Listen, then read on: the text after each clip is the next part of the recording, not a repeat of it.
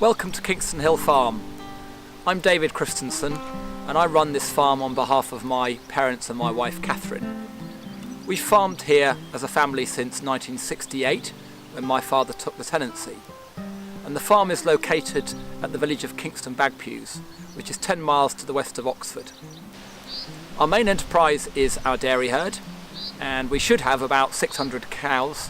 At the moment we're down to about 520. We've taken a big hit from bovine tuberculosis over the last few months. We had an outbreak last October, and we've lost about 80 head of cattle in total since that outbreak, which is costing us a lot of money and creating an awful lot of work that we need as a country to get TB sorted. We employ 6 staff to help us run the farm. 4 of those are permanent staff and 2 are sandwich year students. I think it's really important that we have the students. They are the future of our industry, and it's important that we develop them and we welcome them onto this farm. So our milk on this farm goes to Arla Foods.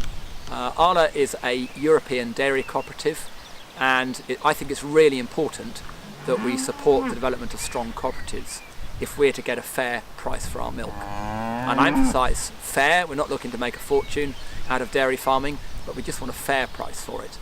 Arla Food is owned by 13,000 European dairy farmers, of which 2,500 are in the UK. And you may not have heard of Arla, but you probably have heard of Lurpak and Cravendale and Anchor and Costello. Those are all our brands, and we do a lot of own label cheese as well. In our case, our milk goes to the new liquid dairy at Aylesbury. This is Europe's biggest liquid dairy plant. Was built 3 or 4 years ago. State-of-the-art factory, which means that we can convert the milk from the farm into liquid milk for consumption at a very low cost, but also with a minimal environmental footprint. And the dairy is carbon neutral, and we're really proud of that as a cooperative, because not only does it talk about efficiency, but again it talks about our impact on the wider environment and the responsibility with which we take that. You'll hear the birds song this morning. We spend a lot of time on this farm thinking not just about our farming, but what else can we do for the broader environment as well, and also for wider society. So we have a lot of field corners, a lot of areas of the farm that we don't farm so intensively, that we've deliberately fenced off to try and encourage conservation. Barn owl boxes. We've paid to have scrapes put on our water meadows. Scrapes are shallow depressions, which means the water hangs around for longer, which then encourages insects, which then in turn encourages wading birds. We leave field margins. Now some of these are to do with the subsidy scheme, but a lot aren't. A lot we've done off our own back. And all these activities are designed to try and improve the wider biodiversity on this farm. In terms of society more generally, we try and interact with those around us.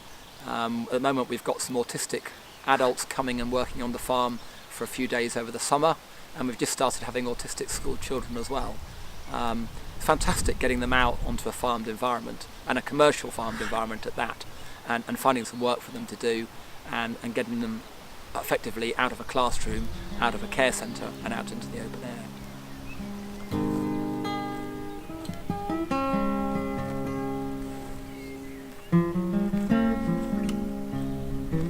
Yep, so welcome to Marshgate Farm. We're a family business. We've been here 5 generations in North Kent, bordering down to the Thames and on a little peninsula called the Isle of Grain. We're a very mixed farm. We have strawberries, which we grow both in the soil and in cocoa fibre. We have pears, which we supply the major retailers with. And then we have a Romney sheep flock, which is the native breed. And we have a cereal farm, which is spring barley, oilseed rape and winter wheat as well. On a horticultural unit such as this, we rely on lots of labour being available. In the past, these have come from Eastern Europe, and more recently it's been the A2 countries, Bulgaria and Romania. This season has definitely seen, with the advent of Brexit, a whole tightening in the horticultural labour market. And we are definitely experiencing that We have enough people, but we only just have enough people, and there appears to be no replacements for people who leave for whatever reason. This potentially is a very real constraint to my business, because as you can probably see here, there's a lot of strawberries. It's a nice sunny day, and they really need to be harvested today or tomorrow. And it isn't a case of, if I'm a little bit short of labour this week, I can come back next week and have a go. They really need to be harvested so they reach the consumer in the best possible way. One problem I see going forward is that if labour is constrained across Europe, I think that we may struggle to attract the right numbers of people to run our businesses successfully. The marshes and the drainage of the marshes are managed by a thing called Internal Drainage Board, IDB for short, and we have just set up in this area a brand new North Kent Marshes IDB. This is a partnership between farmers, landowners, RSPB, local wildlife groups and local councils.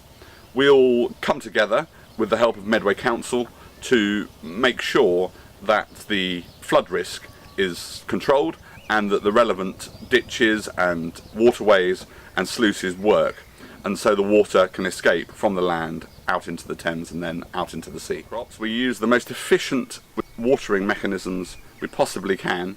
We measure once a week the soil moisture with an implement called a neutron probe, which tells us precisely how much water is required within that crop. Both the strawberries and the pears are watered through drip tape, which minimises the amount of water needed and cuts down the transpiration and means that the water goes straight to the root of the given plant.